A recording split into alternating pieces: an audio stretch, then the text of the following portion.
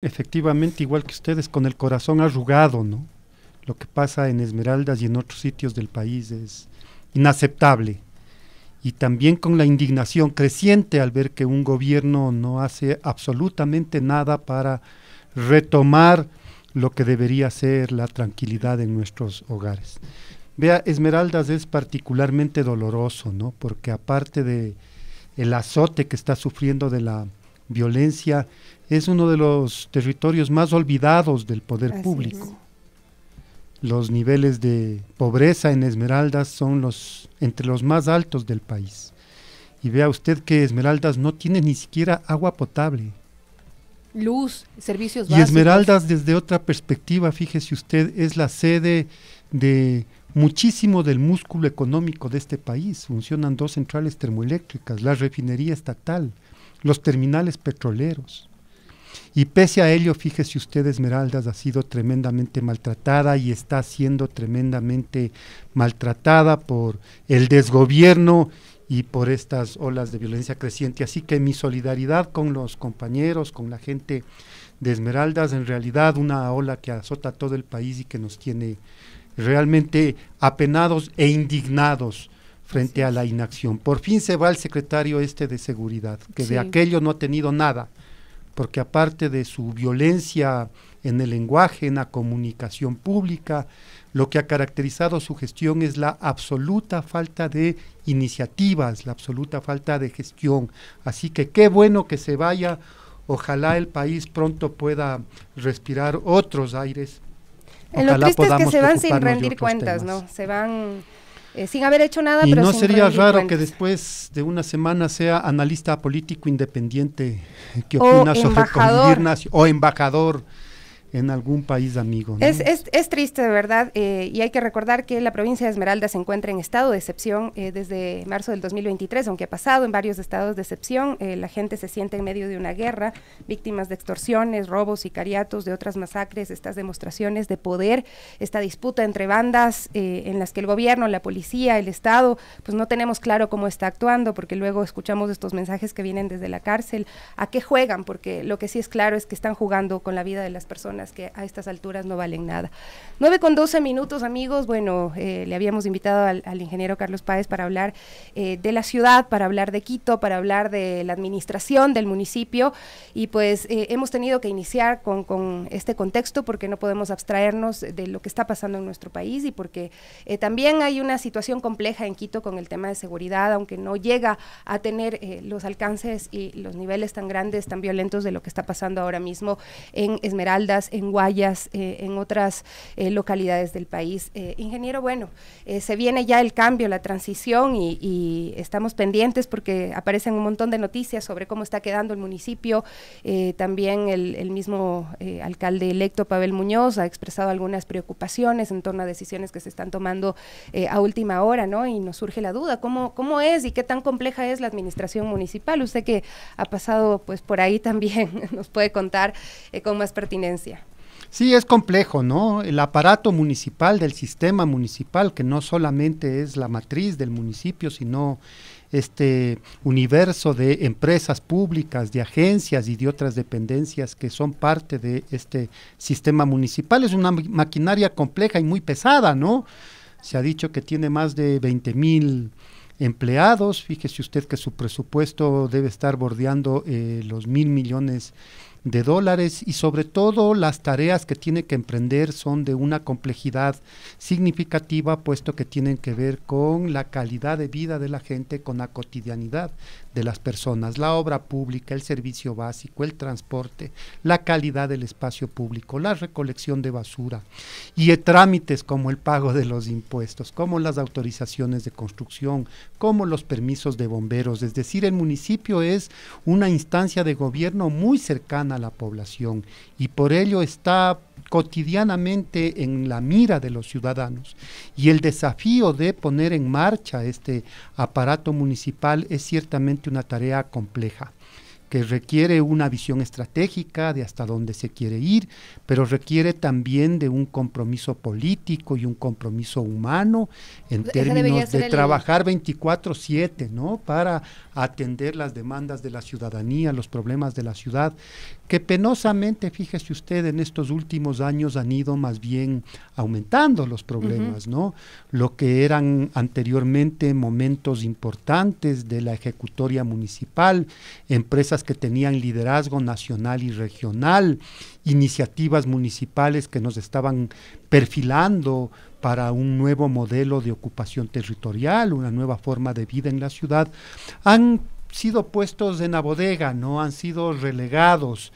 La disputa política muchas veces canibalesca, los intereses particulares, los escándalos de corrupción, la ineficiencia en la administración de la cosa pública, ciertamente han cobrado factura, ¿no? Y resulta que el alcalde electo tiene por delante una situación complicada que empieza por reinstitucionalizar la municipalidad, por retomar esta visión estratégica que había planteado de delinear hacia dónde queremos ir y en esa visión alinear al conjunto de dependencias municipales y por supuesto retomar lo que lamentablemente ha estado dejado de lado, que son estos proyectos que nos afianzan en el presente y nos proyectan al futuro.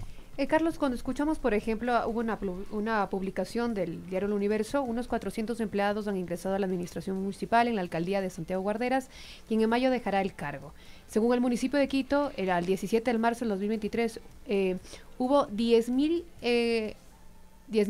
más de 10.000 empleados en puestos locales, y hay una diferencia con lo que dejó precisamente Yunda en ese momento en 9.000 más o menos. Esta publicación, cuando empezamos a escuchar este tipo de titulares, porque precisamente hubo una pandemia también bastante atroz en el mundo y muchas de las administraciones también en ocasiones utilizan este argumento, sin duda es indiscutible lo que ha ocurrido, pero digo, en estos temas tan prioritarios, por ejemplo, se le ha preguntado mucho a Pavel cómo va a manejar él con los empleados, con los nombramientos, si va a ser un recorte, si no va a existir presupuesto para mantener a toda la gente que está allí, teniendo ahora mismo ciertas urgencias también que tiene la ciudad. Sí, además fíjese que esta discusión o este escenario está cruzado también por esa constante muletilla de aquellos sectores que son enemigos de lo público, de aquellos sectores que creen en el ahorro para pagar deudas y para favorecer a intereses privados, como estamos viendo con el tema de la banca, ¿no? Ahora, entre paréntesis, y más bien esos ahorros han significado un deterioro de la calidad de los servicios y de la gestión pública. Yo creo que estos temas de las dimensiones del aparato municipal deben ser vistos con objetividad sobre la base de un concepto básico, que es la eficiencia en el cumplimiento de las funciones, y esas funciones tienen que estar medidas en términos de satisfacer la expectativa de la ciudadanía. Pero esto es posible, esto se ha hecho, y se ha hecho, pues, Sofía, fíjese usted, lo mismo que nos acaba de decir Denise, es que antes el municipio tenía menos empleados, hasta hace 2 años, y habría que hacer cuentas de lo que ocurría anteriormente, de tal forma de verificar si es posible tener empresas municipales eficientes, y sí, la respuesta es sí, en Quito, en el Ecuador y en otras partes de la región y del mundo. En Quito, la empresa de agua potable históricamente ha sido un referente regional en términos de eficiencia por digamos, la cobertura geográfica, la calidad del servicio, el monto de la inversión, etcétera. En su momento, la empresa de basura, por ejemplo, cuando estábamos en tiempo de Augusto Barrera, después del desmembramiento que sufrió en la anterior administración, la empresa Emaceo fue un ejemplo de cómo se pueden retomar, además con iniciativas modernas como el tema de la contenerización, que usted recuerda arrancó entusiastamente. Entonces, cuando se habla de la dimensión del aparato municipal, están muchas veces estos fundamentalismos ideológicos, ¿no? De que el Estado no sirve, de que hay que achicar el tamaño del Estado, de que eso es un gasto, y en realidad no. El funcionamiento del gobierno municipal requiere presupuesto, personal, capacitación, todo aquello que la gente Pero, por espera. ejemplo, usted... Hay casos y casos, ¿no? Así es, vea, Sofía? ahorita nos escribían de Santa Teresa de Pinta, que nos dicen que están 8 días sin agua. Fíjese. Empezó este problema con el tema de la crecida de los ríos, pero es increíble que no existe una respuesta rápida y no se solvente una necesidad básica, que haya gente que no pueda cocinar, porque está llegando un tanquero pasando un día y solo hasta la entradita. O sea, Impresentable, inaceptable, ¿no? Y a esto es lo que me refiero, es decir, anteriormente la empresa de agua potable cumplía eficientemente con sus tareas, tenía planes de contingencia para situaciones como esta que nos acaba de detallar, y penosamente es esta institucionalidad la que se ha ido en retroceso. Entonces, hay casos que me parece que tienen que ser evaluados cercanamente. A propósito de la invitación que usted me hizo gentilmente el día de ayer, Sofía, yo revisé algunos datos y, por ejemplo, me encuentro con un caso que me pareció interesante de ponerlo en el tapete de la discusión pública. Fíjese, la empresa de transporte de pasajeros, la del Trole, tiene 1.724 empleados en su nómina. Ahí están, por supuesto, el personal de taquillas, el personal de mantenimiento de los vehículos, el personal de conducción, que seguramente es el grueso de esa nómina, y por supuesto el personal administrativo. Lo que me llama la atención es que entre esos 1.724 empleados, estos son datos a enero, datos públicos, publicados, accesibles, tiene 29 empleados que ganan más de $2,000. ¿Sí? Okay. En cambio, en la empresa Metro de Quito, la nómina total llega a 138 empleados, de los cuales 65 ganan más de $2,000. Ya. Locura. ¿No es cierto? Entonces, evidentemente, llama la atención. Me parece que estos son los análisis que deben ser hechos cuidadosamente. Porque lo otro, que es decir, fíjese, en otros municipios tienen una plantilla mucho más pequeña que la de Quito, ciertamente, pero tienen tercerizado o privatizado muchos de los servicios lo que pasa en Guayaquil, que el municipio los presta por su propia iniciativa. Aquí atendemos 3 centros de salud, ¿no? Los que maneja el patronato municipal, que requiere médico, enfermera, personal sanitario, personal administrativo. Aquí tenemos más de 30 establecimientos educativos, muchos de ellos emblemáticos de la ciudad, la Escuela Espejo, el Colegio Benalcázar, el Fernández Madrid, etcétera. Y esto requiere, ¿no es cierto?, un esfuerzo de personal docente, de personal administrativo que maneje esa situación. Quito recoge la basura desde una instancia municipal. En otros municipios tienen otras lógicas, otras visiones, y por tanto poner como ejemplo a otros municipios que además sus niveles de eficiencia, de cobertura, de ampliación de servicios debería estar cuestionada, ¿no? Porque preguntémonos, por ejemplo, el agua en Quito es manejado desde una dependencia municipal, el agua en Guayaquil es privatizado. ¿En dónde existe mayor cobertura territorial? Pese a los avatares que lamentablemente ha vivido el municipio esta última década. Pero fíjese usted, los niveles de cobertura de agua potable en Quito son mucho más amplios que los niveles de cobertura del agua potable. Pero igual hay un montón de problemas. Entonces, como bien lo decía Sofi, porque hace pocos días estuvimos también en Tumbaco, hubo un problema con una repavimentación de la calle Eugenio Espejo, se encontraron con una tubería antigua, tienen que retomar las obras de ahí, no tienen el presupuesto, y por otro lado también se han quedado con la calle. Y ese fue el problema de planificación, porque es que abrieron la calle, pero no hicieron ni estudios, ni siquiera le comentaron a la empresa de agua potable. Eso cuando no hay cabeza, fíjese usted, ¿no? Yo tengo experiencia en la gestión municipal y usted me ha dicho, ¿es posible hacer lo contrario? Por supuesto que es posible hacer lo contrario. Incluso aquí no tan lejano pusieron una ciclovía, al frente del jardín, en la República creo que es, en el sector. La quitaron al otro día. Y la quitaron al día siguiente. Pusieron un semáforo al frente del jardín donde hay un semáforo a una cuadra.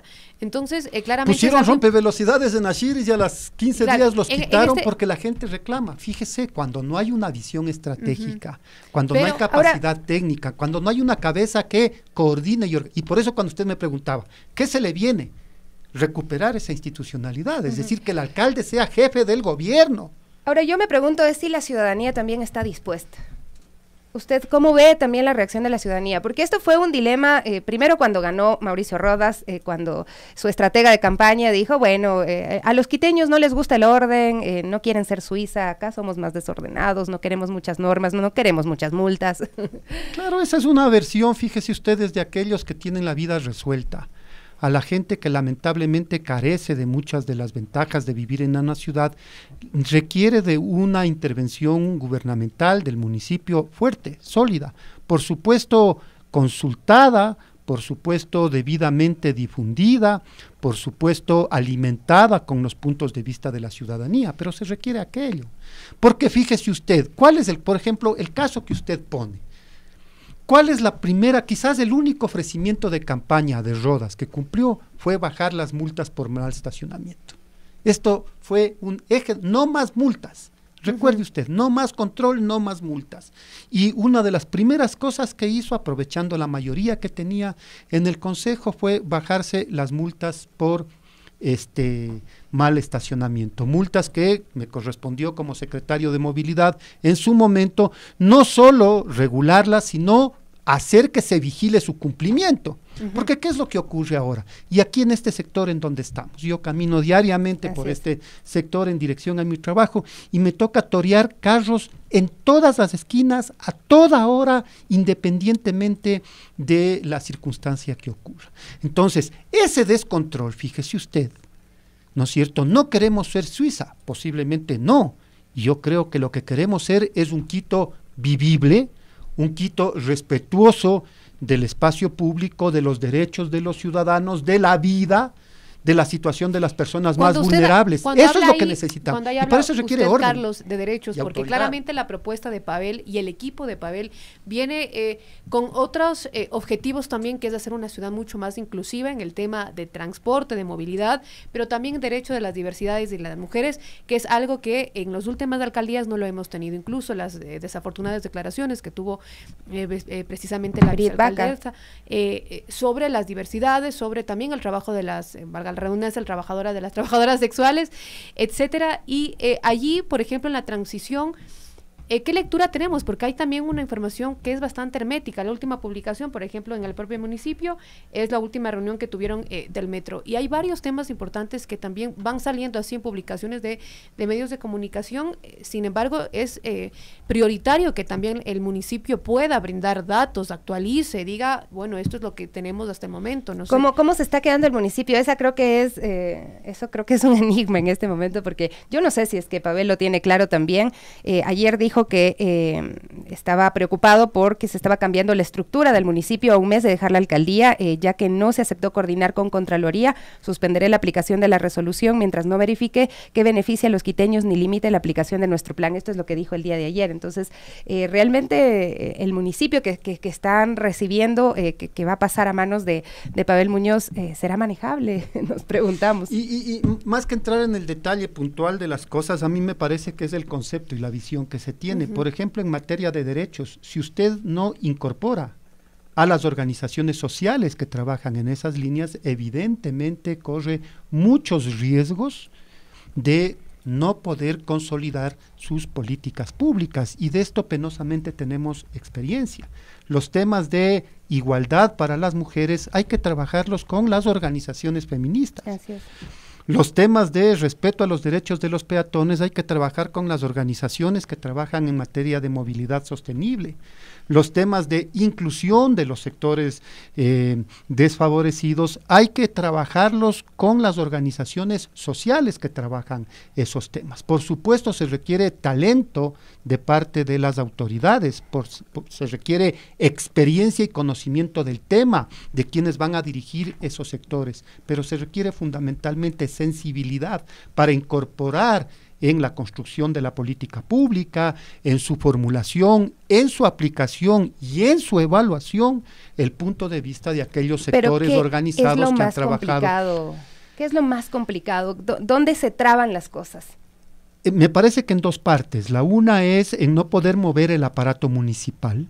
Cuando usted reparte una empresa para un concejal a cambio de un voto, una administración zonal para otro concejal a cambio de un tiempo de mayoría. Cuando usted, como penosamente ha ocurrido, ha utilizado la estructura municipal como moneda de cambio para mantener mayorías en el consejo pegadas con saliva, que han permitido muchas veces satisfacer expectativas individuales, y no propiamente expectativas colectivas, ese es el primer punto, porque cuando usted me dice, se pavimenta sin consultar a la empresa de agua potable, es porque no existe una cabeza que coordine esos espacios, obviamente. Cuando usted no puede, ese es un tema, y el otro tema evidentemente hay que construir estas políticas públicas de frente a la ciudadanía, hay que generar una opinión pública favorable, y en eso implica el respeto y el fortalecimiento a las organizaciones que vienen trabajando, pero también un esfuerzo sostenido y sistemático por crear esa cultura ciudadana. Fíjese, ¿cuánto se ha invertido en propaganda municipal para mostrar fotos de la inauguración y no spots y espacios en términos de crear cultura y crear conciencia? Cuando usted, frente a la crítica, lo primero que hace es corre a borrar la ciclovía o corre a levantar los rompevelocidades sobre la avenida de los Chiris, lo que debía haberse preocupado es de poner en relieve la importancia de la seguridad vial, del impacto que tiene la velocidad sobre la vida de las personas, de la necesidad que tiene de promocionar otras formas de desplazamiento en nuestra ciudad. De eso usted no ha escuchado nada. Nada. Lo que se ve el gasto municipal en comunicación es la propaganda de la inauguración, la foto del inaugurador y posiblemente estas fotos fake, ¿no es cierto?, de la gente aplaudiendo y abrazando, que todos sabemos cómo se consiguen y no tienen. Pero bueno, ahí también, y la placa, y que se va a la casa tal vez, pero digo, aquí también entra indiscutiblemente también el rol de los fiscalizadores del consejo, que son los concejales, ¿no? Escuchar noticias, por ejemplo, que 7 concejales estarían señalados por posible nepotismo, y estas noticias que también cuando están envueltos los concejales en temas de presunta corrupción también preocupa, ¿no? Porque por algo están allí, tienen que hacer su trabajo y además son los encargados de incluso velar por esta transición, no sé, digo, estas noticias no favorecen tampoco, y es lo que va a tener un reto fundamental también Pavel Muñoz, ¿no? Y el consejo, como usted claro, dice, el ¿no? consejo. Pero ese es el tema, cuando el consejo no trabaja sobre la base de una agenda legislativa, sobre una propuesta que le corresponde al alcalde impulsarla, convencerla al interior del consejo y generar los consensos que se requieren para hacerlas concretas. Le insisto, cuando no hay esa visión estratégica, cuando se llega a la alcaldía en partidos de alquiler, en maquinarias electorales, y se venden candidatos como productos de belleza o de limpieza, estamos viendo los resultados. Tenemos la expectativa que ahora la situación sea distinta. Hay una propuesta ideológica, hay una visión estratégica, hay una experiencia del conocimiento de la ciudad. Es de esperar que los concejales se alineen en esa dirección sin incumplir su rol fundamental de fiscalizar, como usted señala, pero no transando los votos por cargos. Porque cuando usted habla, por ejemplo, del nepotismo, todo mundo sabe y todo mundo lee que esto es ilegal. ¿Cómo ocurre? Por la presión del interesado, pero también por la complicidad del aparato municipal que da pábulo a una situación que es claramente ilegal. Entonces, fíjese usted, estos son los típicos favores políticos que lo que hacen es mantener mayorías o conseguir votitos para salvar el cuello o para pasar alguna cuestión que no pasaría de otra manera.